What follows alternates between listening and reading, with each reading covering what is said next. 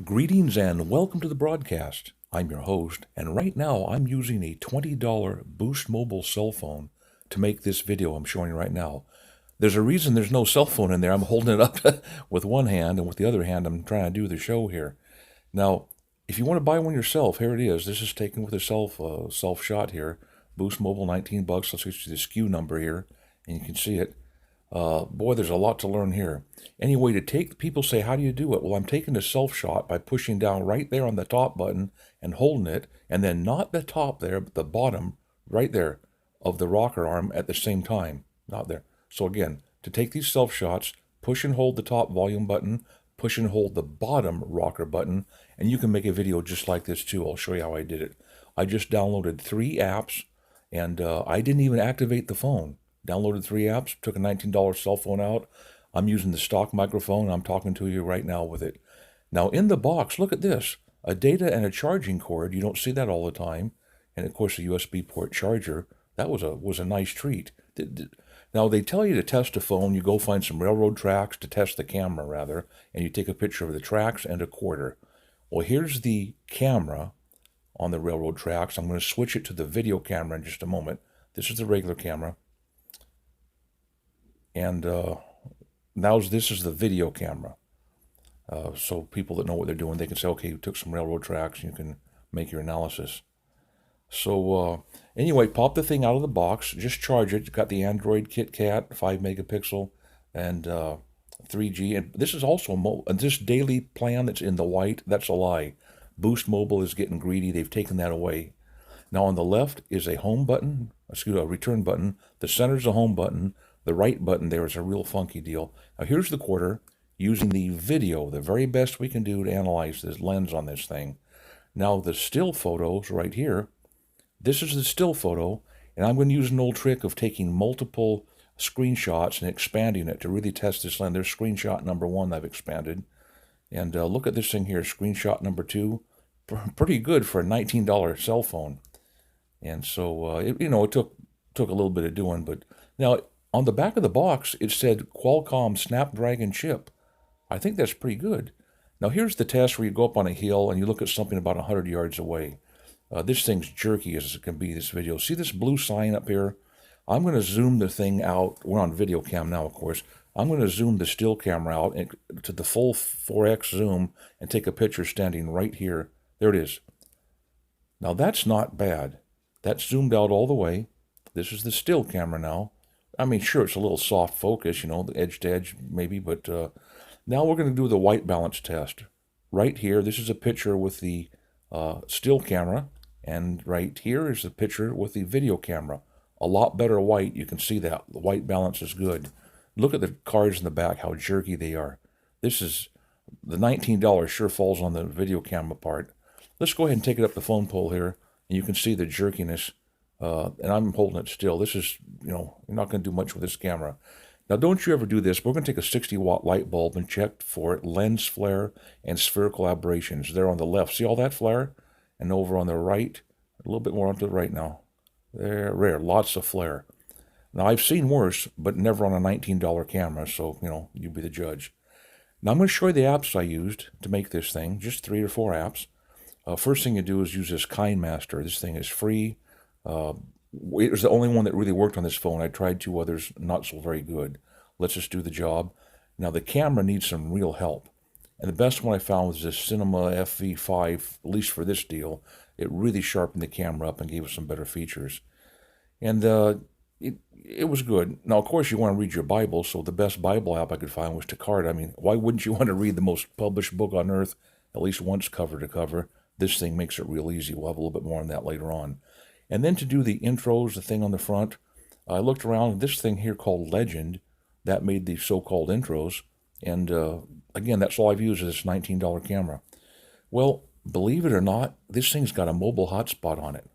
Yeah, look at this thing right in the side. I turned it on, hooked up 2 or 3 devices, turned them on wide open, and it managed it well.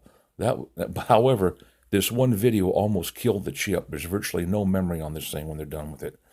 Well, that's about it for the camera. I'm going to go ahead and record some video and play one song. Oh yeah, here's that thing. There's that screwball UPC code. Sometimes means gray market, but I don't think so in this case. Again, I did not activate this phone, folks. I just plugged it in and took off. I did activate it later, but I didn't need to do it. Now, the Bible study, let's take a look at this Bible app here real quick. You talk about saving some time. If your eyes get tired, you can tap. There's a deal right here you tap on and it'll like read it to you for free. Go side to side. If you, for instance, let's just say you had an assignment, you wanted to navigate to the last 2 sentences in the Bible. Well, just touch a button on that top gray dialog box. Here they are. These are the last 2 sentences of the Bible. Good deal. We had a good time with this thing. It worked flawlessly. And then this here is the box where you can do a year-long project. And this usually costs money back in the day. Okay, folks, let's go ahead and test the MP3 player with a little song with a guitar and vocals. Then after that, we'll do a video and we'll be done, and you can see what you think. Take care.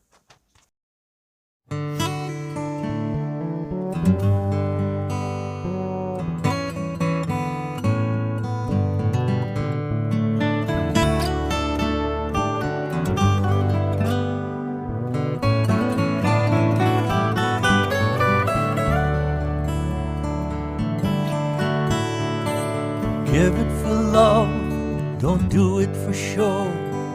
Give it in secret when no one will know. For all that you have is a gift from above, like your Father in heaven. Give it for love. Do it for love, don't do it for show. Smile when you're fasting so no one will know. Yielding to God is what you're thinking of.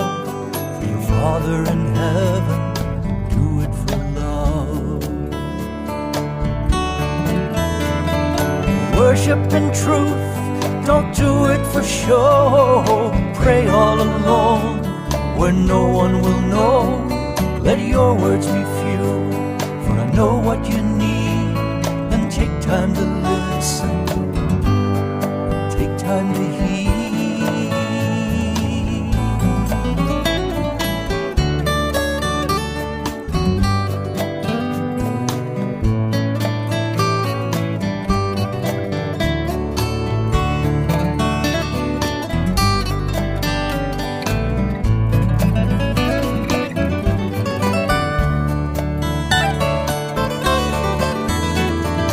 Worship in truth, don't do it for show.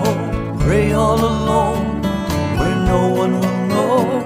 Let your words be few, for I know what you need. And take time to listen, take time to heed.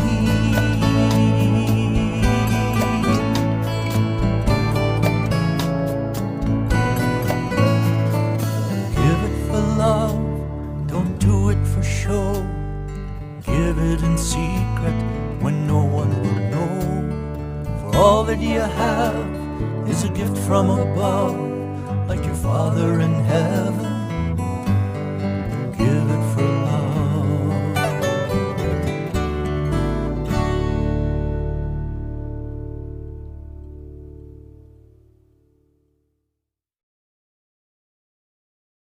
Cell phone maker ZTE is in the hot seat. The U.S. government is cracking down on the company, accusing it of violating U.S. sanctions against Iran. CCTV's Jessica Stone is joining us now from the newsroom. And Jessica, what does this actually mean for ZTE?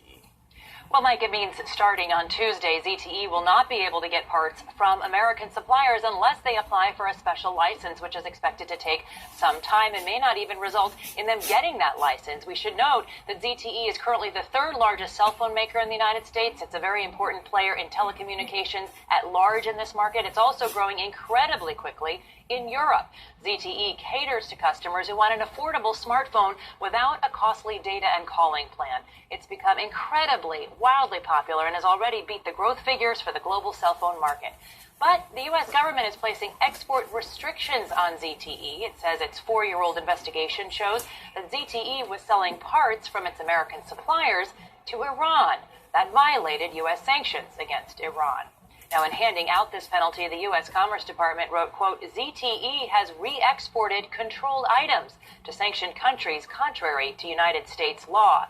And in response, ZTE also released a statement reading in part, quote, ZTE strives to ensure all operational activities adhere to international trade practices and the laws and regulations of host countries. Meantime, the Chinese Foreign Ministry says it opposes the use of American domestic laws to sanction Chinese businesses.